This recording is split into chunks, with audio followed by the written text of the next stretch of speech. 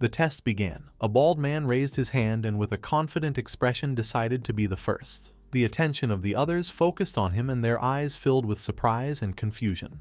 With an uncertain gaze, the man who had a cane turned toward him and asked him to do it well and not get nervous. The bald man fell to his knees before him, and while his eyes were shining with determination, he placed his hand over his chest, addressed him as Lord Baron, and asked him to remain calm, assuring him that he would not disappoint him. Baron's attention was fixed on him and an evil smile began to spread across his face. He promised that, as long as he performed well, he would set him free and could even become a true noble of the firmament. Upon hearing this, the bald man's eyes widened with joy.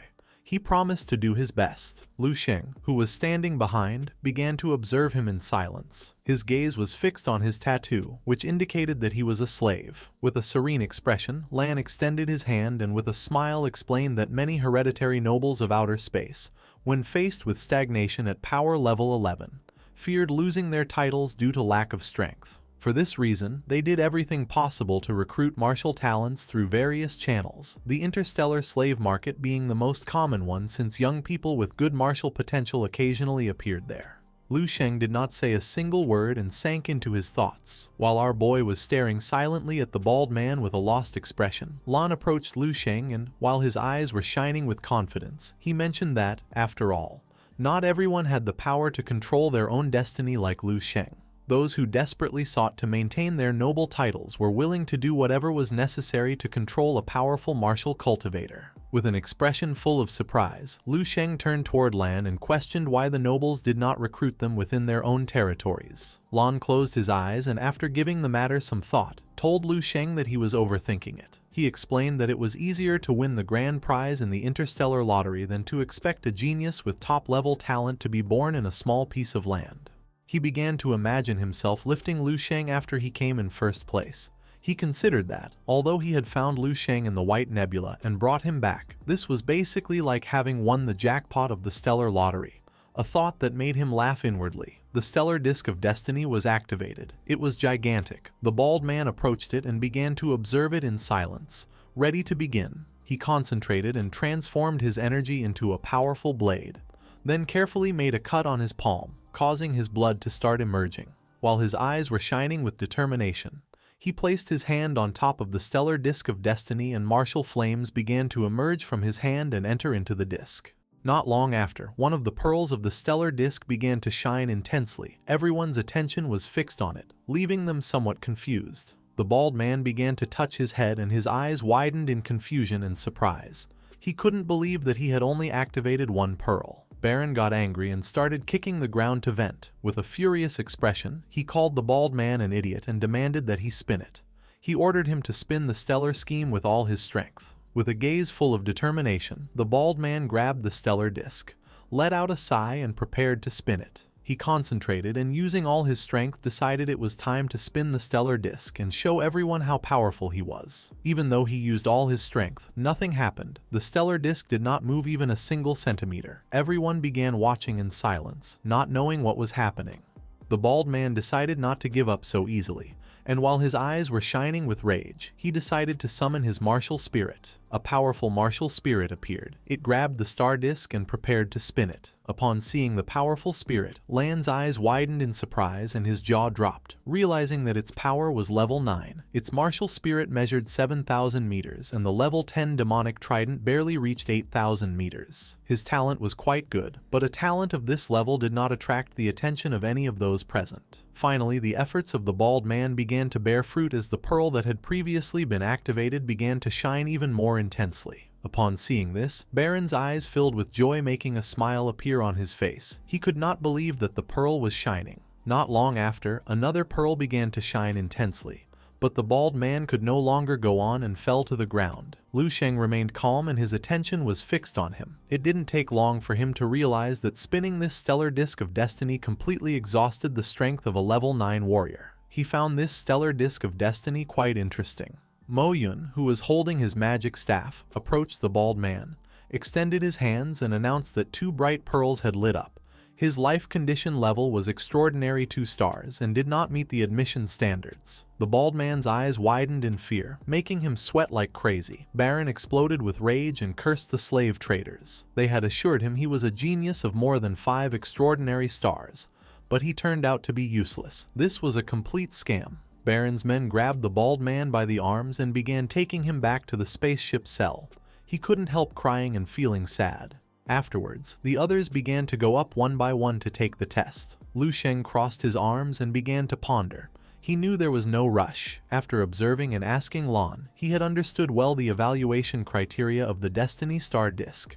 The level of extraordinary life condition was determined at the very moment when blood fell on it. The disc's evaluation system was clear. White light indicated an extraordinary level, blue represented the Dawn Star level, and yellow corresponded to Bright Moon level. Red light, for its part, signified the highest level of all, Radiant Sun level. Up until that moment, the highest level reached among all those evaluated had been Dawn Star. The warriors who had taken the test and failed were furious and exhausted. Most were far below standard. Only a few who reached Dawn Star level managed to attract attention. But not even among them was there anyone who made the director say the word approved.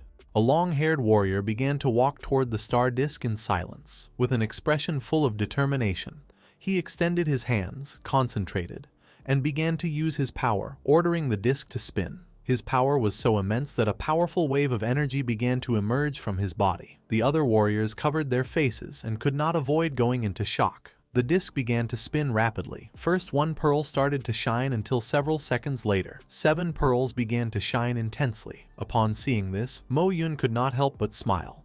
He extended his hands and with a smile announced that the constitution of the warrior was extraordinary, of 7-star Dawn Star level, and that it met the admission standard. The other warriors were so shocked they were petrified. No one could believe what their eyes were seeing. An old man with a beard, next to a beautiful woman with elf ears, began to walk toward the warrior named Faren. He began to touch his beard and praised him, telling him that he had done very well, and that he knew he had not been wrong about him. He assured him that, from that day on, no one else could come between him and Lilith. The father placed his hand on his daughter's back and with a smile promised that upon returning, he would immediately arrange their wedding, and told Lilith to go now to meet her husband. Faren remained silent. Lilith turned toward her father and nodded her head. With a nervous expression, she approached her future husband and congratulated him. But far from being happy, Faren completely ignored her. He began to wave his hand in denial and with a cold expression mentioned that there was no need to say anything else. He told the Viscount that it was no longer necessary, since in reality, he and Lilith were not compatible. After saying this, Faren turned his back on them and began to walk away. The eyes of Lilith and her father widened in surprise and confusion, leaving them in shock. Lilith could not contain her emotions and began to cry, not knowing why Faren had changed his mind. With an angry expression, she lunged at her father, insulting him and shouting that it was all his fault. The father could not help but panic, not knowing what to do. Faren walked away from them and passed in front of Lan. Lan's attention was fixed on him, and with a serene expression he mentioned that this was a classic cliché. The one who was once despised is now unattainable. With a cheerful gaze, Lan crossed his arms and explained to Lu Sheng that this was precisely the risk of finding talents within one's own territory. After investing effort and resources into training a genius, they, upon becoming famous, could turn their backs without hesitation. For this reason, when investing in someone, one had to consider not only their talent, but also their character. Lu Sheng approached him and while his eyes shone with curiosity, he sank into thought. He began to touch his chin and with a smile concluded that the Viscount was clearly the type who treated his daughter like merchandise, betting everywhere only to end up with nothing. To him, this was normal and he questioned what kind of character they were talking about. Then he asked Lan what he thought of his character. Lan put his arm around Lu Sheng's neck, extended his hand and with a smile told him that someone who took some time every day to talk to their ordinary family, who lived 500 light years away, could not have such a terrible character, even if he did. He mentioned that, according to what they said, this was part of the moral traditions of his dragon kingdom, something he found very admirable. Our boy began to gaze toward the ground in silence. Lan began to stare at Lu Sheng and with a smile asked him to look at Lan Gay. He explained that it was finally his turn and that he was the real target of this test. All the others could be considered only his supporting cast. With a curious gaze, Lu Sheng raised his head.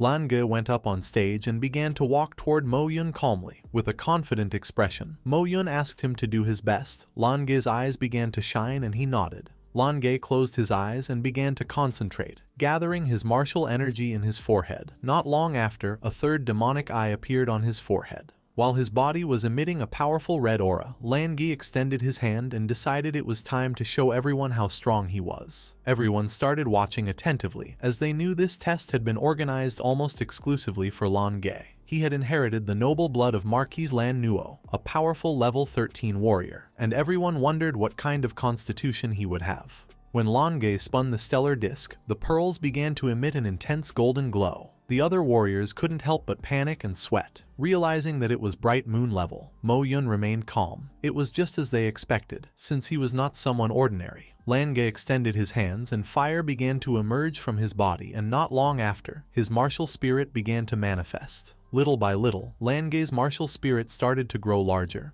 and larger. While its body was surrounded by martial flames, it became enormous. Compared to it, the stellar disc looked like a toy. Lan's eyes widened in surprise, as he couldn't believe that the height of his spiritual manifestation had reached 50,000 meters. This is the end of the video. If you guys want to see the next part, then don't forget to subscribe and like the video.